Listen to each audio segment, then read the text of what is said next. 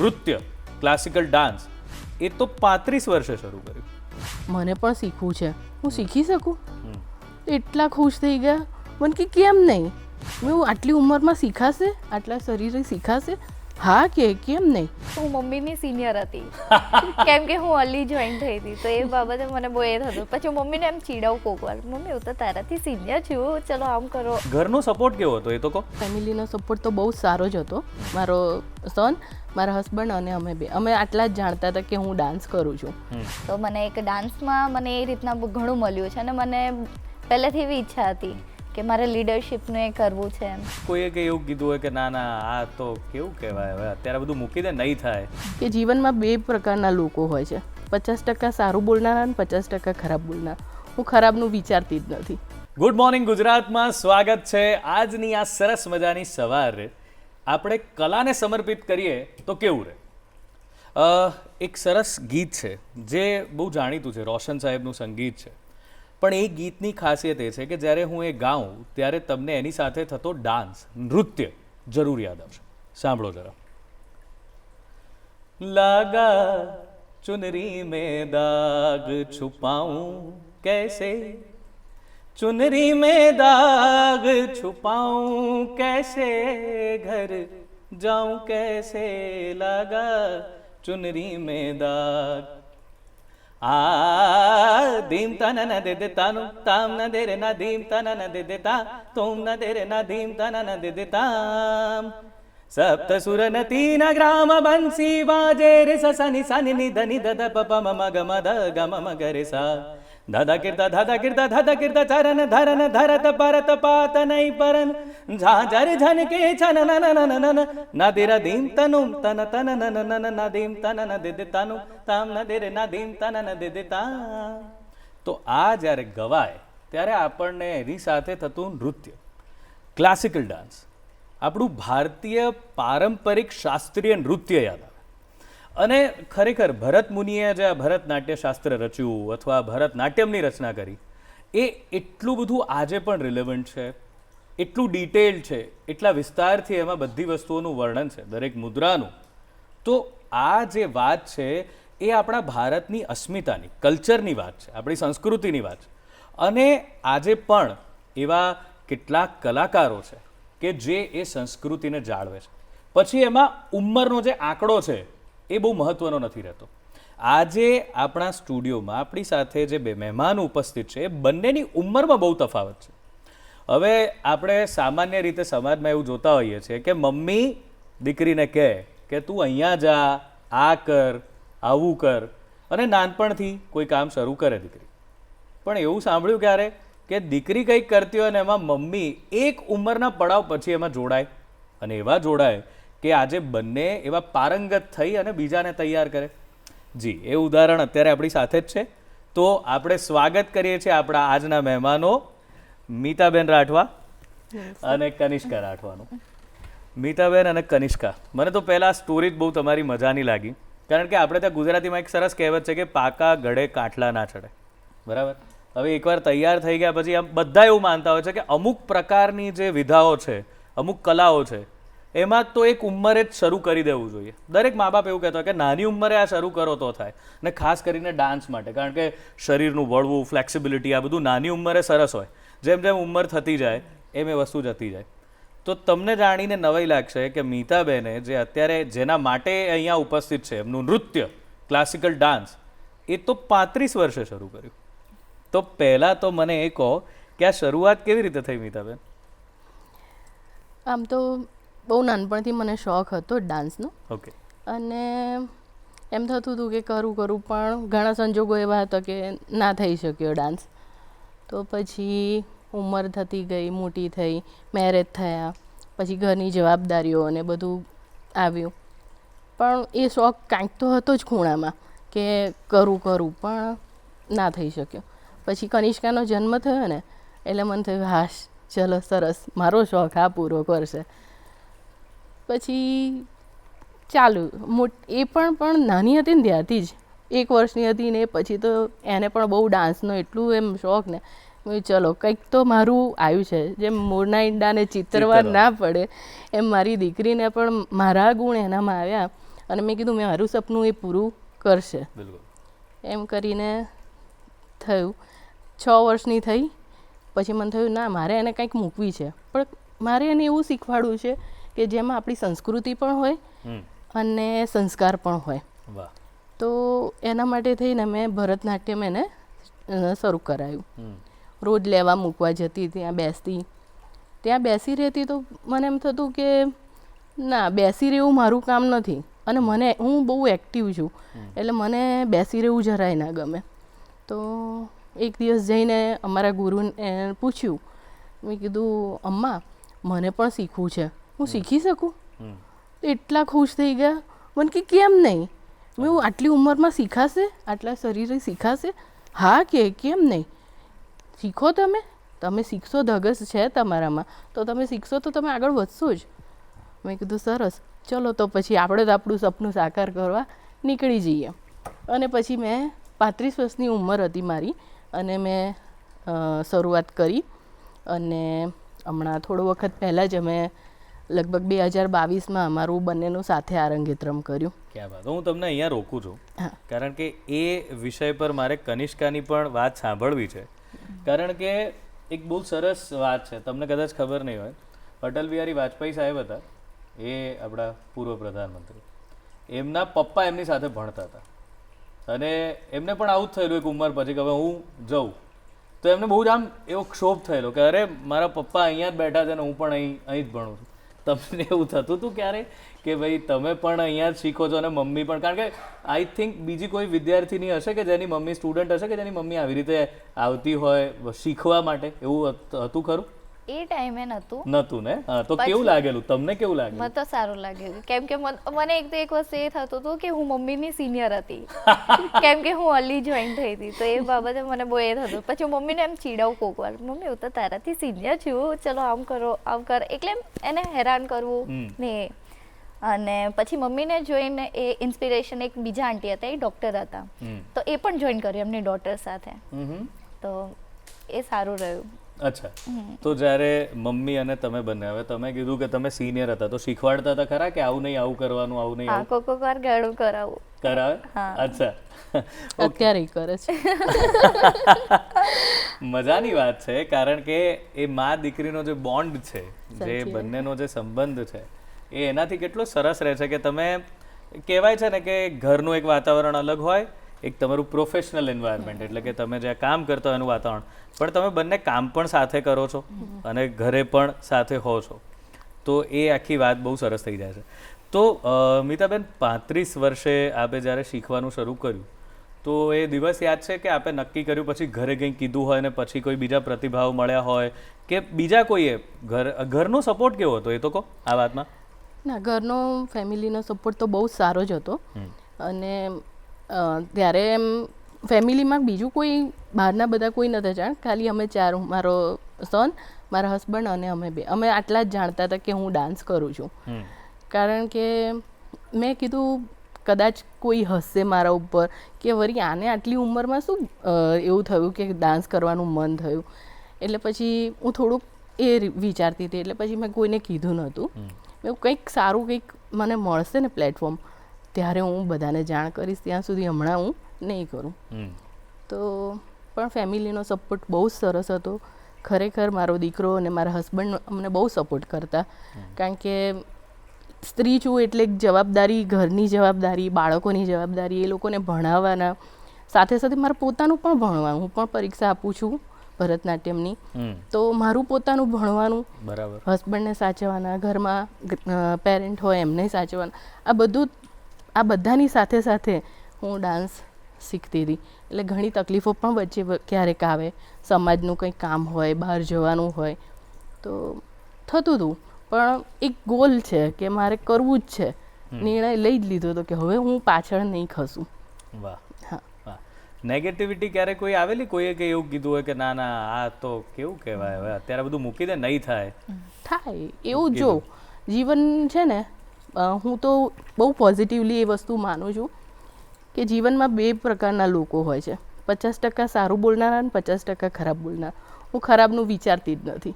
વાહ. હું હંમેશા પોઝિટિવ જ વિચારું કે 50 વ્યક્તિ મારું સારું બોલ્યા હું કેમ ના કરી શકું. કરેક્ટ. એટલે એ પછી હું ભૂલી જ ગઈ છું કે કોણ શું બોલે છે. મને કોઈ ફરક નથી પડતો. ક્યાં વાત. મારે જીવનમાં કંઈક કરવું છે તો હું કરીશ જ. વાહ.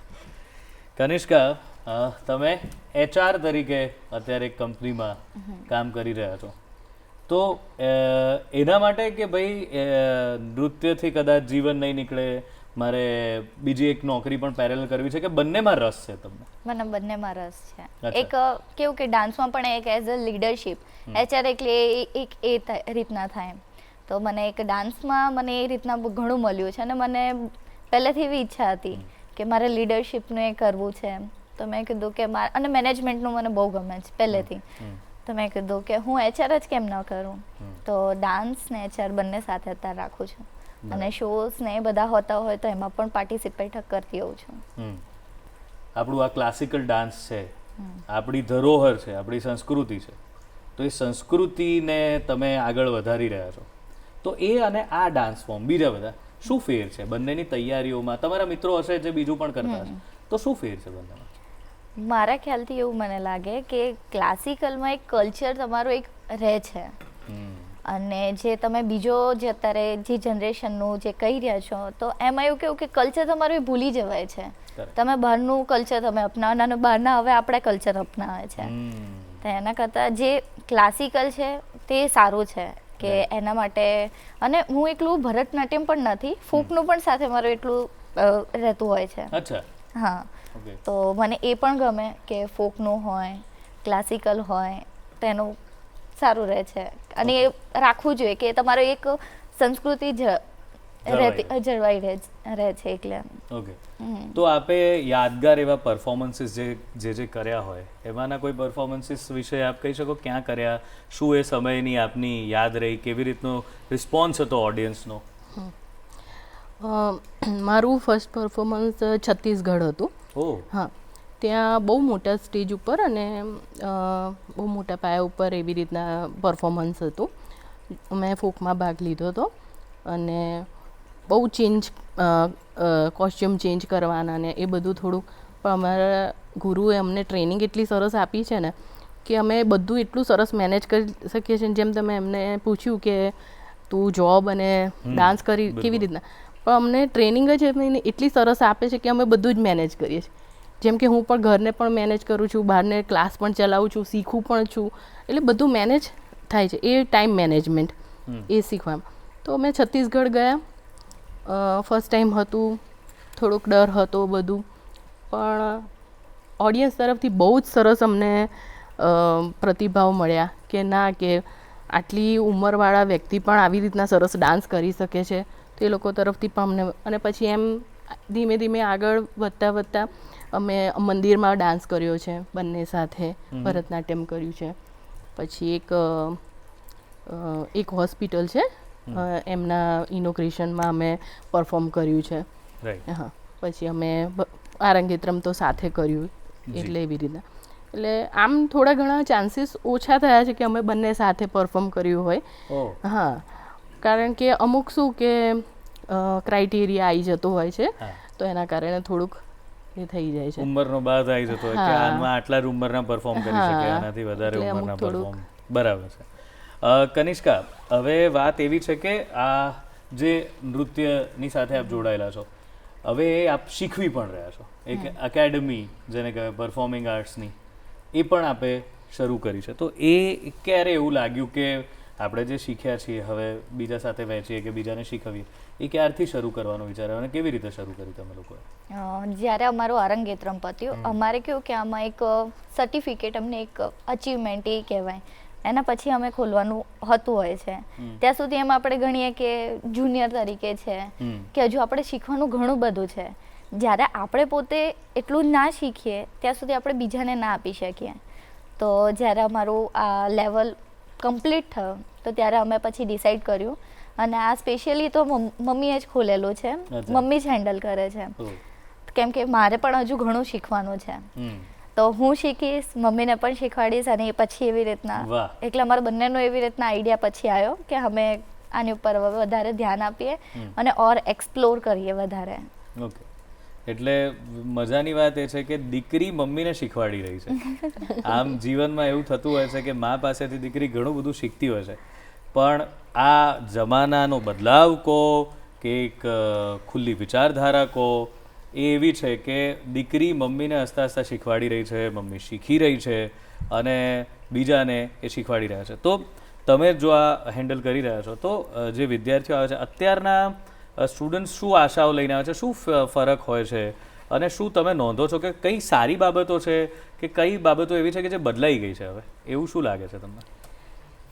બદલાવ તો આમાં એવું એટલો કંઈ ખાસ હોતો નથી, પણ અત્યારની છોકરીઓને એવું જનરલી એવું હોય કે વેસ્ટર્ન ઉપર થોડુંક વધારે ફોકસ, પણ જે ખરેખર સ્પિરિચ્યુઅલ લેવલે જવા માંગતા હોય, જે ભક્તિ માર્ગે જવા માંગતા હોય, તો એ લોકો આવે છે શીખવા, એ લોકોની ઈચ્છા થાય છે. અને મારા પાસે 6 વર્ષની દીકરીથી લઈને 62 વર્ષ સુધીની યંગ લેડી પણ આવે છે. હા, એ લોકો જ્યારે મને જોઈને ડાન્સ કરતા ત્યારે એ લોકોને એમ થયું કે ના અમારે પણ કરવો જ જોઈએ, અમે પણ શીખવા માંગીએ છીએ.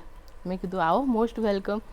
અને એટલે જે લોકોને શીખવું હોય છે એ લોકો શીખે જ છે, એમાં કોઈ એવું નથી હોતું કે ના શીખી શકે, પણ ધગસથી શીખશે તો કરશે જ આગળ વધારે.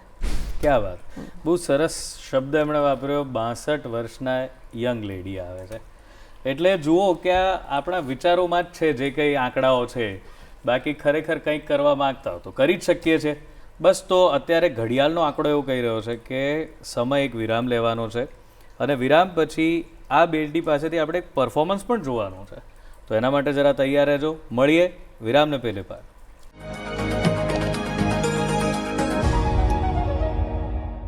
વિરામ બાદ આપનું હાર્દિક સ્વાગત છે ગુડ મોર્નિંગ ગુજરાતમાં. અને મજાની આ સવાર ચાલી રહી છે. મમ્મીઓ અને દીકરીઓ બંને ઇન્સ્પાયર થઈ રહ્યા હશે, બંને એવું વિચારતા હશે કે હું એકબીજાની સાથે અમે કયું કામ શરૂ કરીએ કે જેમ મીતાબેન અને કનિષ્કા કરી રહ્યા છે. પણ વાત એમણે ફોકની કરી, તો જેમ આપણી પાસે એક ક્લાસિકલ ડાન્સ છે, ક્લાસિકલ મ્યુઝિક છે, એવી રીતે એક ફોક મ્યુઝિક પણ આપણી સંસ્કૃતિનું અભિન્ન અંગ છે.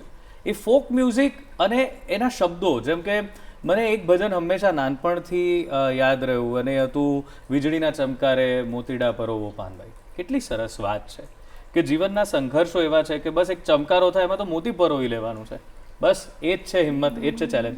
તો આવું સરસ લોક સાહિત્ય આપણી પાસે છે, આવા સરસ ગીતો આપણી પાસે છે, અને એમાં જો મી દવે જેવા એક સરસ કલાકારનો કંઠ ભળી જાય, એમનું સંગીત ભળી જાય, તો આને કહેવાય સોનામાં સુગંધ ભળી. તો બસ આપણે પણ એ સુગંધને માણીએ અને માણીએ આ સરસ મજાનું ગીત.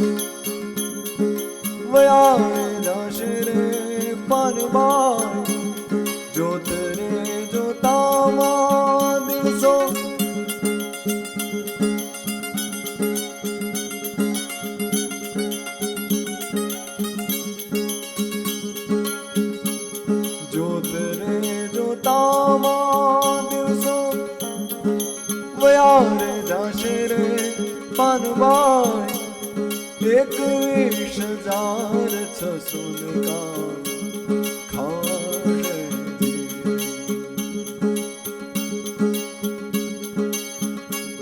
के बिजली ने चमकारे मोतिया परो पार बार अचानक अंधारा थाशे अचानक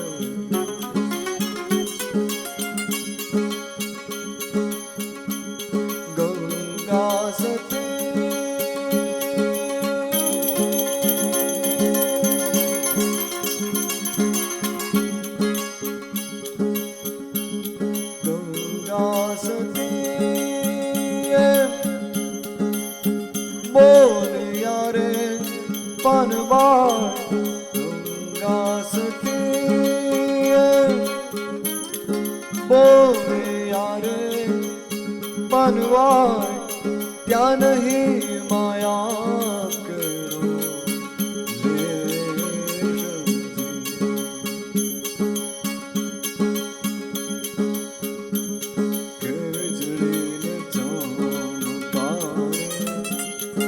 મોતીડા પરો પાનમાં અચાનક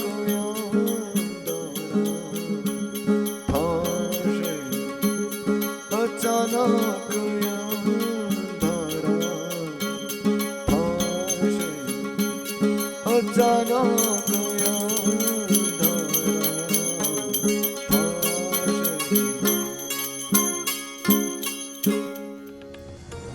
વાહ ભાઈ વાહ. તો આ છે લોક સંગીતનો એક કેફ, અને એ કંઈક અલગ જ, એનો તોર અલગ જ છે, એક મજા જ અલગ છે કે આપણે એમાંથી બહાર નથી નીકળી શકતા. હવે લોક સંગીત લોક કલાથી શાસ્ત્રીય તરફ વળીએ, કારણ કે બંને જે આજના મહેમાનો છે એ શાસ્ત્રીય નૃત્ય સાથે પણ નાતો ધરાવે છે અને ફોક સાથે પણ. તો મીતાબેન, આપણે તો આ વાત કરી કે તમે બંને, મેં પ્રોમિસ કર્યું છે દર્શક મિત્રોને કે તમારું એક પરફોર્મન્સ, એક પ્રસ્તુતિ અહીંથી જોવાના છે. હાલાકે હું સમજુ છું કે તમારે બેઠા, પણ મને તો એવી પણ ખબર છે કે જો શાસ્ત્રીય નૃત્યકાર હોય છે એનું તો અંગે અંગ પરફોર્મ કરતું હોય છે. તો બંને તરફથી આપણે જેને પદમ કહીએ છીએ તમારામાં, તો એ પદમની જો પ્રસ્તુતિ થાય તો દર્શક મિત્રોને કંઈક અલગ જ મજા આવી જશે, અલગ જ જાણવા મળશે. તો તમારાથી શરૂઆત કરીએ મીતાબેન. મારા અરંગેત્રમમાં મેં પદમ કર્યું હતું, ઘનશ્યામ આવ્યો રે. તો મીરાબાઈ સાથેનું એમનો શૃંગાર રસમાં છે પદમ. घनश्याम आयो रे हमारे घर श्याम आयो रे, अधर पर है गाने उसके हाथ में मुरली, अधर पर है गाने उसके हाथ में मुरली. આ રીતના મીરાબાઈ કૃષ્ણ ભગવાનને યાદ કરે છે હરેક પળમાં, હરેક જગ્યાએ. અને છેલ્લે એક એવું આવે છે કે જ્યાં કૃષ્ણ રાસ રમવા માટે એમને તૈયાર કરવા આવે છે. મીરાબાઈ વિચારે છે કે હું શું પહેરું, મને આ નથી સારું લાગતું. એ એક્સપ્રેશન મ્યુઝિકમાં આવે છે. તો કહે છે કે આ કપડાં નથી સારા લાગતા, આ નથી સારું લાગતું, કંઈ સારું નથી લાગતું, હું શું કરું, હું શું પહેરું, મને કંઈ સમજાતું નથી. એટલામાં કૃષ્ણ ભગવાન જોતા હોય છે, વાસળી મૂકે છે અને આવે છે. શું થયું, કેમ આવું કરે છે, હું તને તૈયાર કરું ને, ચાલ. અને મીરાબાઈને તૈયાર કરે છે, મસ્ત કપડાં પહેરાવે છે, માથે ઓઢાડે છે, ગળામાં પહેરાવે છે, ચાંદલો કરે છે, અહીંયા પહેરાવે છે, મીન્સ શૃંગાર કરે છે. અને શૃંગાર કરીને કહે છે ચલો હવે આપણે રાસ રમીએ. બંને જણ રાસ રમે છે. મીરાબાઈ એટલા તલ્લીન થઈ ગયા હોય છે કે ભૂલી જ જાય છે કે કૃષ્ણ સાથે છે કે નહીં. અને એમ કરતાં કરતાં કૃષ્ણ જતા રહે છે. મીરાબાઈ શોધવા લાગે છે, અરે કૃષ્ણ ક્યાં ગયા, હમણાં તો મારી સાથે અહીંયા જ હતા, ક્યાં ગયા? તમે જોયા છે મારા કૃષ્ણને? નથી જોયા? તમે જોયા છે મારા કૃષ્ણને? નથી જોયા? તમે આટલા બધા અહીંયા છો, મારા ગિરધરને કોઈએ નથી જોયા?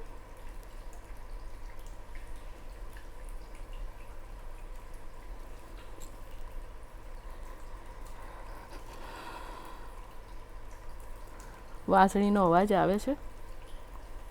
મીરાબાઈ આંસુ લૂછે છે. અવાજ સંભળાયો, મારા કૃષ્ણ અહીંયા જ કંઈક છે, ક્યાં છે? હાર્યા મારા કૃષ્ણ. વનમાલી આયો રે હમારે ઘર શ્યામ આયો રે, વનમાલી આયો રે हमारे घर श्याम आयो रे. અને પોતાની સાથે લઈ જાય છે. વાહ વાહ વાહ. કેટલી સરસ વાત છે, કેટલું અભિનયનું કેટલું આની અંદર પણ સરસ મજાનું સંયોજન થયું હોય છે.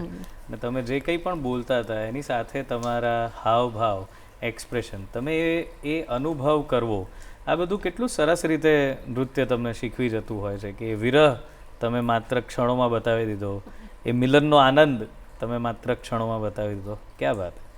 હવે મમ્મીનું પરફોર્મન્સ તો થયું કનિષ્કા, મમ્મીએ તો સરસ મજાની વાત કરી નાખી મીરા અને ઘનશ્યામની.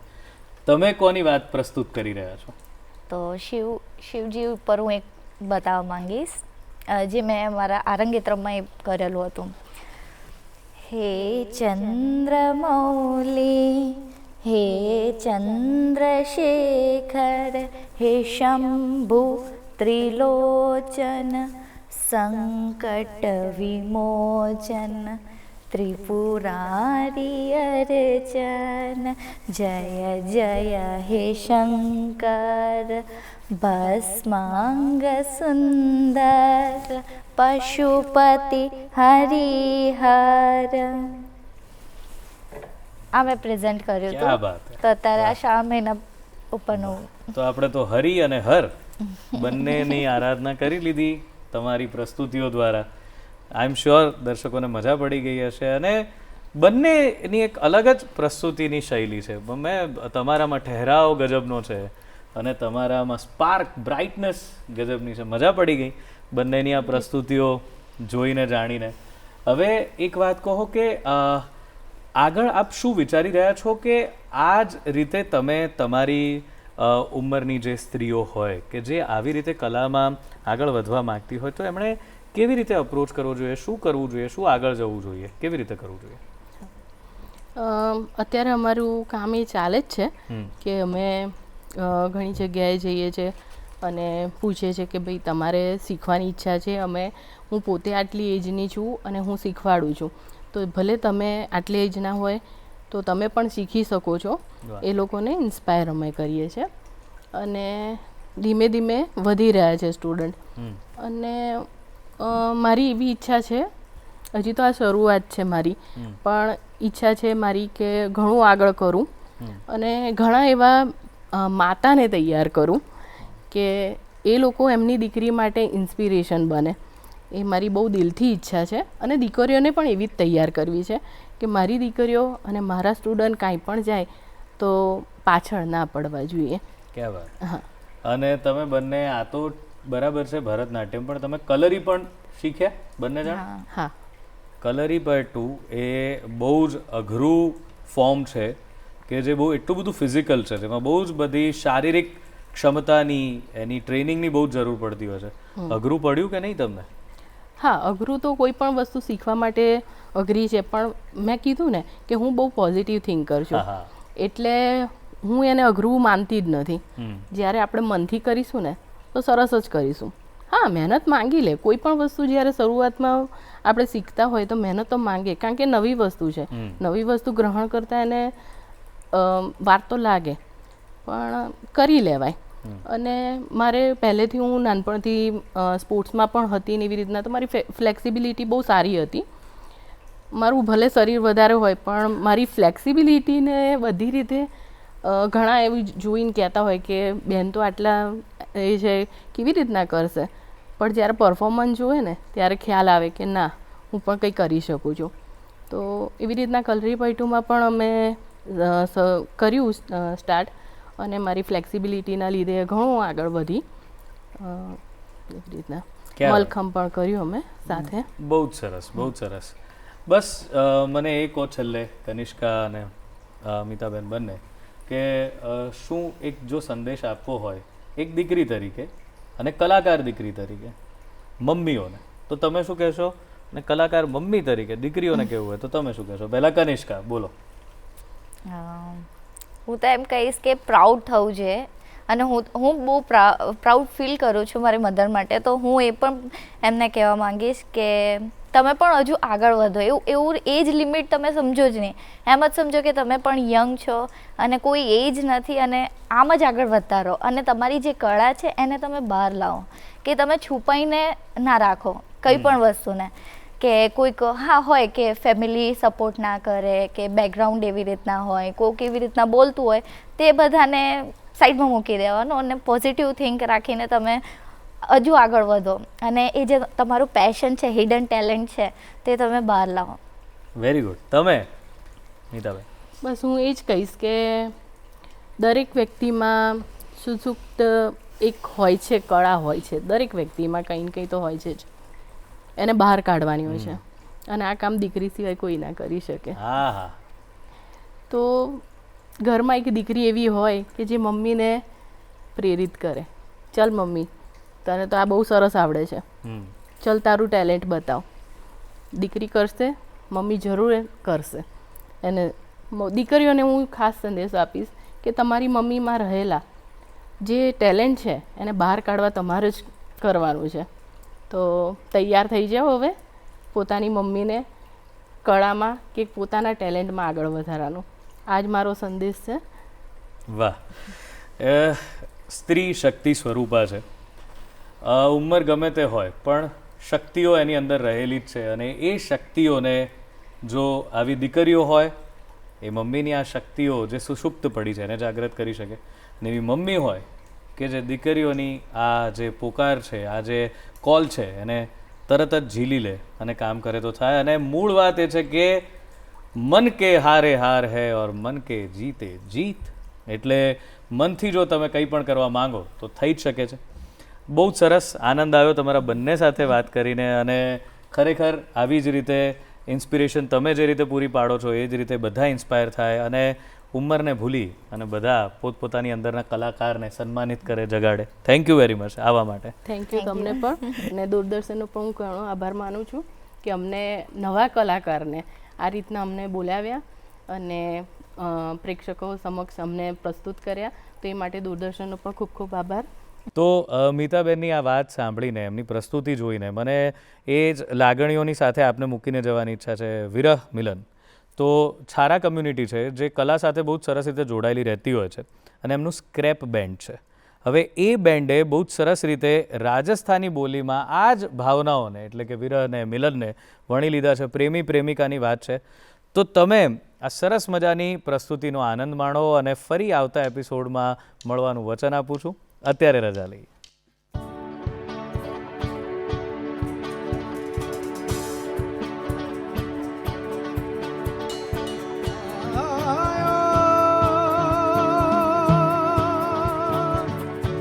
સાજણ મારે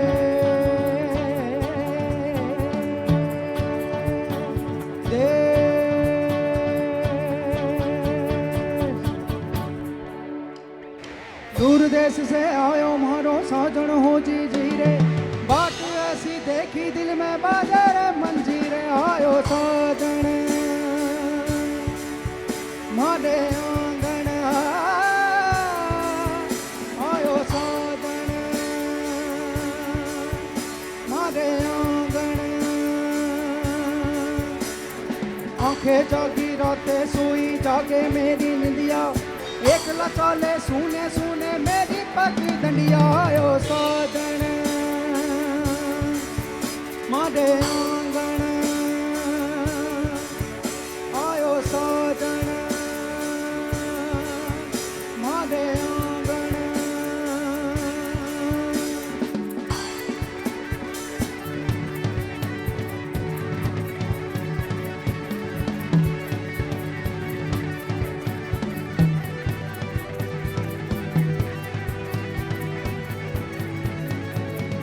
सांझे भारी खाली खाली गोए भारी बाती बाती, हरे पीना जिया लागे ना, हरे पिया जिया लागे ना. हरे मारे सखिया मारे पूछे थारे मारी प्रेम कहानी, आगा में दो फूल खिले हो जैसे राजा रानी. आयो साजन मारे आंगन, आयो साजन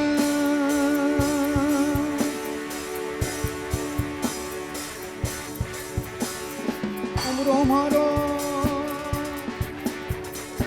દીકરો મારો સોન બનો તો સોની રહી મારી લાત थारे आने से हमारे दिल में बाजे जैसे साथ आयो साजन मारे